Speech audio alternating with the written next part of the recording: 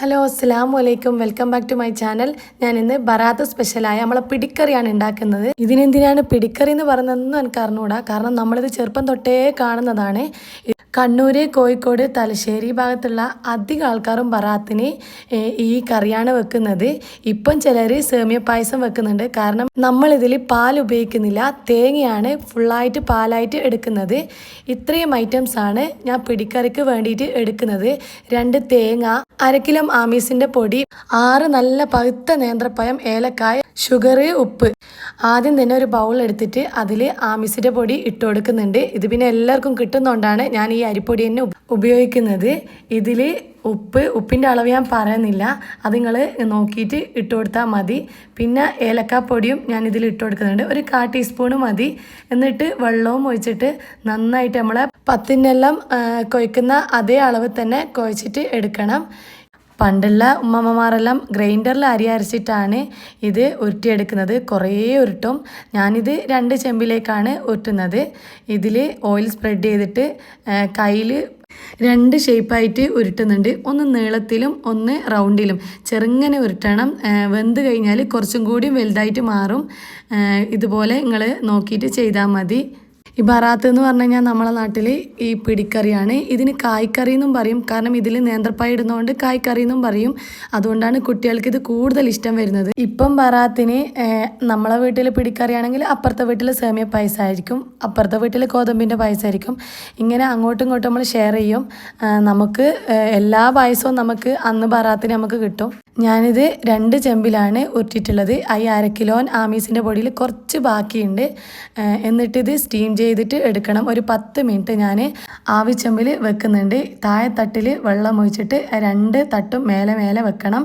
എന്നിട്ട് ഒരു 10 മിനിറ്റ് വെച്ചാൽ മതി. ഞാൻ ഇതുപോലത്തെ 2 തട്ടുണ്ട്. നമ്മൾ ഇഡ്ഡലി തട്ടിലും നമുക്ക് വെക്കാം. ഇനി കുക്കറിൽ ഞാൻ കടലപ്പരിപ്പ് വേവിക്കുന്നുണ്ട്. കടലപ്പരിപ്പ് ഞാൻ 3/4 കപ്പോളം എടുത്തിട്ടുണ്ട്. ഇതിൽ ഉപ്പും കുറച്ച് വെള്ളവും ഒഴിച്ചിട്ട് 3 വിസിൽ മതി. അപ്പോഴത്തേക്ക് തന്നെ നമുക്ക് വെന്ത് കിട്ടും. വെന്തടിയരുത്, ഇത്രയും വെള്ളം വേണ്ടുള്ളൂ. കുറേ വെള്ളം ഉണ്ടാവുകയും ചെയ്യണ്ട. എനിക്ക് ആദ്യം പിടിക്കറി വെക്കുമ്പം ഏത് പരിപ്പാണെന്നുള്ള കൺഫ്യൂഷനാണ് ഉള്ളത്. പിന്നെ നമ്മൾ ഉമ്മാനോടെല്ലാം ചോദിച്ചതിന് ശേഷമാണ് കടലപ്പരിപ്പാന്ന് തിരിഞ്ഞത്. ഇത് നമ്മൾ പരിപ്പ് വടൽ ഉണ്ടാക്കുന്ന കടലപ്പരിപ്പാണ്. ഇത് ഗ്യാസ് മേൽ വെച്ചുകൊടുക്കുന്ന സമയം കൊണ്ട് തന്നെ നമ്മുടെ പിടി വെന്ത് കിട്ടിയിട്ടുണ്ട്. 10 മിനിറ്റ് ധാരാളമാണ്. അപ്പോഴത്തേക്ക് തന്നെ നമ്മളെ പിടി വെന്ത് കിട്ടും. ഇത് കണ്ട കുറച്ച് വലുതായി വന്നിട്ടുണ്ട്. നമ്മൾ ഉരുട്ടിയ പോലെയല്ല. ഇനി 2 തേങ്ങയും ഞാൻ ചിരണ്ടിയിട്ട് എടുത്തിട്ടുണ്ട്. ഇത് മിക്സിയിലിട്ടിട്ട് അരച്ചെടുക്കണം. വേറൊന്നും ഇടുന്നില്ല, വെള്ളം ഒഴിച്ചിട്ട് നമ്മൾ അരച്ചെടുക്കണം. ഇത് 1-ാം പാലെന്നാണ് പറയുക. ഇന്ന് ഉണങ്ങിയ തേങ്ങയില്ലാത്ത ഒരു മീഡിയം സൈസ് തേങ്ങയാണെങ്കിൽ നമുക്ക് നല്ലോണം പാല് കിട്ടും. പിന്നെ നമ്മൾ ബന്നങ്ങ എന്ന് പറയും, അത് ചള്ളാണ്. നമ്മളത് ഇതിന് വേണ്ടിയിട്ട് എടുത്തിട്ടുണ്ടെങ്കിൽ അതിൻ്റെ ചൊയയും ടേസ്റ്റും എല്ലാം മാറ്റായിരിക്കും. ഇതിൽ ഞാൻ വെള്ളം ഒഴിച്ചിട്ട് അരച്ചെടുക്കുന്നുണ്ട്. നന്നായിട്ട് നമുക്ക് 1-ാം പാൽ നല്ല കട്ടിയായിട്ടാണ് കിട്ടുക. തേങ്ങ അരക്കാൻ വെച്ച ടൈം കൊണ്ട് ഒരു പാത്രം എടുത്തിട്ട് പിടി വേറെ തന്നെ മാറ്റി വെക്കുന്നുണ്ട്. ഇതിപ്പോൾ കൂട്ടി പിടിച്ചിട്ടുള്ളത്. ഇത് വേറിട്ട് നിൽക്കണമെങ്കിൽ കുറച്ച് പച്ചവെള്ളം എടുത്തിട്ട് കുടഞ്ഞു കൊടുത്തിട്ട് നന്നായിട്ട് ഷെയ്ക്ക് ചെയ്താൽ മതി. അപ്പം തന്നെ വേറിട്ട് കിട്ടും. ഒന്നും ഒട്ടിപ്പിടിക്കുകയില്ല. ഇങ്ങനെയാണ് നമ്മൾ പണ്ട് മുതലേ നമ്മളെ കുഞ്ഞിപ്പത്തിനെല്ലാം ചെയ്യുന്നത്. അതുകൊണ്ട് തന്നെ മേലേക്ക് മേലെ നമ്മളിത് ഉരുട്ടിയിട്ടിട്ട് കഴിഞ്ഞാലൊന്നും ഒരു പ്രശ്നവും ഇല്ല. കണ്ട, നിങ്ങൾ ഇതുപോലെ ചെയ്ത് നോക്കിയാൽ മതി. നമ്മളെ വായിലയിൽ നമ്മളെ ഉമ്മയും ഉമ്മമ്മമാരെല്ലാം വായിലയിൽ ഓയിൽ പരട്ടിയിട്ടാണ് ഇത് ഉണ്ടാക്കുന്നത്. എന്നിട്ട് നമ്മളെ ഇഡ്ഡലി ചെമ്പില്ലേ, മൂടിച്ചെമ്പ്, അതിലാണ് സ്റ്റീം ചെയ്തെടുക്കൽ. ഇപ്പാണ് ഈ തട്ട് ചെമ്പെല്ലാം വന്നത്. ഇനി ഞാൻ തേങ്ങ അരച്ചെടുക്കുന്നുണ്ട്. നന്നായിട്ട് അരച്ചിട്ട് എനിക്ക് 1-ാം പാല് കിട്ടിയിട്ടുണ്ട്. ഇനി ഇതിൻ്റെ അരച്ചിട്ടുള്ള ഈ പിണ്ടി പിന്നെയും മിക്സിയിലിട്ടിട്ട് അരച്ചെടുക്കുക. അതാണ് 2-ാം പാല്. പിന്നെയും നമ്മൾ ഇട്ട് കഴിഞ്ഞാൽ 3-ാം പാല് കിട്ടും. ഞാൻ 2ഉം 3ഉം പാൽ എടുത്തിട്ടുണ്ട്. ഇത് ഈ ഒരു പാത്രമാണ് ഞാൻ പിടിക്കറി ഉണ്ടാക്കാൻ വേണ്ടിയിട്ട് എടുക്കുന്നത്. ഇതിലേക്ക് ഞാൻ 2ഉം 3ഉം പാല് ഒഴിച്ചു കൊടുക്കുന്നുണ്ട്. എന്നിട്ട് ഞാൻ ഒരു 5-6 ടേബിൾ സ്പൂണ് പഞ്ചസാര ഇത് ഞാൻ ഇതിലേക്ക് ഇട്ട് കൊടുക്കുന്നുണ്ട്. 1-ാം പാലും പരിപ്പും പിടിയെല്ലാം ഒഴിക്കുമ്പോൾ പിന്നെയും മധുരം കുറയും. അതുകൊണ്ട് നോക്കിയിട്ട് ഇട്ട് കൊടുത്താൽ മതി. എന്നിട്ട് നന്നായിട്ട് ഇളക്കിയതിന് ശേഷം ഇതിലേക്ക് 1-ാം പാല് ഒഴിച്ചു കൊടുക്കണം. തീ ഒരിക്കലും കൂടി പോവണ്ട, മീഡിയം ഫ്ലെയിം ഉണ്ടായാൽ മതി. നമ്മൾ ഇളക്കലൊന്ന് കുറഞ്ഞു പോയി കഴിഞ്ഞാൽ പിരിഞ്ഞു പോകുമെന്ന് പറയും. അതുകൊണ്ട് നന്നായിട്ട് ഇളക്കണം. ഇതിൻ്റെ അരിയെ തന്നെ നമ്മൾ ഉണ്ടാകണം. 1-ാം പാല് തന്നെ വെച്ച് കൊടുത്തിട്ടുണ്ട്. ഇനി ഒന്നും കൂടി ഇളക്കി മധുരമെല്ലാം ഒന്ന് സെറ്റാക്കി വെച്ചതിന് ശേഷം വീണ്ടും നമ്മൾ ഈ തിള വരുന്നത് വരെ നമ്മൾ ഇളക്കി കൊടുക്കണം. ഈ പായസവും ഈ കറിയെല്ലാം ഉണ്ടാക്കുന്ന സമയത്ത് നമ്മൾ വേറെ ഒന്നും വെക്കറെന്ന് പറയും അടുപ്പത്ത്. കാരണം വെച്ചാൽ നമ്മൾ ഇതിൽ തന്നെ കോൺസെൻട്രേഷൻ ചെയ്യണം. 1/4 ടീസ്പൂൺ ഏലക്ക പൊടിച്ചത് ഞാൻ ഇതിൽ ഇട്ട് കൊടുക്കുന്നുണ്ട്. ഓരോരുത്തർ ഓരോരോ രീതിയിലായിരിക്കും കറി ഉണ്ടാക്കൽ. പക്ഷേ ഞാൻ നമ്മൾ ഇവിടെയെല്ലാം വെക്കുന്ന രീതിയിലാണ് നിങ്ങൾക്ക് കാണിക്കുന്നത്. ഇനി ഇതിലേക്ക് ഞാൻ ഒരു 1/2 ടീസ്പൂൺ ഉപ്പിട്ട് കൊടുക്കുന്നുണ്ട്. അത് മധുരം ബാലൻസ് ചെയ്യാൻ വേണ്ടിയിട്ടാണ് ഉപ്പിട്ട് കൊടുക്കുന്നത്. എല്ലാ പായസത്തിലും എല്ലാം നമ്മൾ ഉപ്പൊരു നുള്ളു ഇട്ട് കൊടുക്കും. ഇനി വെന്ത കടലപ്പരിപ്പ് ഇതിലേക്ക് ഇട്ട് കൊടുക്കുന്നുണ്ട്. അത് ഒന്ന് പതവന്നതിന് ശേഷമാണ് നമ്മൾ ഇട്ട് കൊടുക്കേണ്ടത്. ഈ കടല കറക്റ്റ് വേവാണ്. ഇതിൽ കൂടിപ്പോയി കഴിഞ്ഞാൽ പിന്നെ അതിൽ അടിഞ്ഞു പോവും. ഇനി അടുത്തതായിട്ട് നമ്മൾ ഇടാൻ പോകുന്നത് പിടിയാണ്. അത് ഇതിലേക്ക് മൊത്തത്തിൽ നമ്മൾ ഇട്ട് കൊടുക്കണം. ആദ്യം ഒഴിച്ച പോലെയല്ല, ഇപ്പം കുറച്ചൊരു കട്ടിയായിട്ടുണ്ടാവും നമ്മളെ പാല്. ഇതിലേക്ക് ഞാൻ പിടി ഇട്ട് കൊടുക്കുന്നുണ്ട്.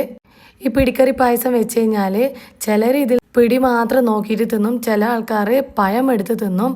അതുപോലെ തന്നെ ഇതിൻ്റെ വേറൊരു ടേസ്റ്റ് ഇന്ന് ഉണ്ടാക്കി കഴിഞ്ഞാൽ നമ്മൾ നാളെ ഫ്രിഡ്ജിൽ വെച്ചിട്ട് കഴിക്കുമ്പോൾ അത് പ്രത്യേക ഒരു ടേസ്റ്റ് ഉണ്ടാകും തണുത്തിട്ട് കഴിക്കാൻ. അത് അധികം ആൾക്കാരെല്ലാം അങ്ങനെ കഴിക്കും. ഞാൻ ഇതുപോലെ തന്നെ ഉണ്ടാക്കിയിട്ട് കുറച്ചെടുത്തിട്ട് ഫ്രിഡ്ജിൽ വെക്കും പിറ്റേന്ന് കഴിക്കാൻ വേണ്ടിയിട്ട്.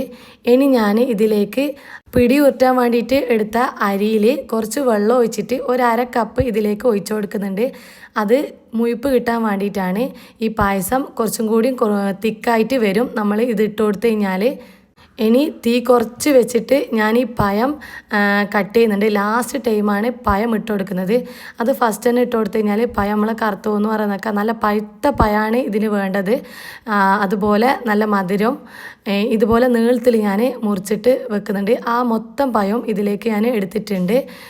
ആദ്യമെല്ലാം ഞാൻ പഴം ഈ പരിപ്പും പിടിയെല്ലാം ഇടുന്ന സമയത്ത് തന്നെ ഇട്ട് കഴിഞ്ഞാൽ കുറച്ച് കഴിഞ്ഞ് നമ്മൾ ഉപയോഗിക്കുന്ന സമയത്ത് ഇത് ഒരു കളറ് മാറിയിട്ടുണ്ടാകും. പിന്നെ ഉമ്മനോടെല്ലാം ചോദിച്ചേരാണ് ഇത് ലാസ്റ്റ് ടൈമാണ് ഇടുന്നത് നല്ലതെന്ന് പറഞ്ഞത്. ലാസ്റ്റ് എന്ന് വെച്ച് കഴിഞ്ഞാൽ പഴം കൂടി അതിൽ കുറച്ച് വേണം. ഈ ഗൾഫിൽ നിന്ന് മക്കളെല്ലാം വന്നു കഴിഞ്ഞാൽ ബറാത്തല്ലെങ്കിലും ഉമ്മമാർ ഇത് ഉണ്ടാക്കി കൊടുക്കും.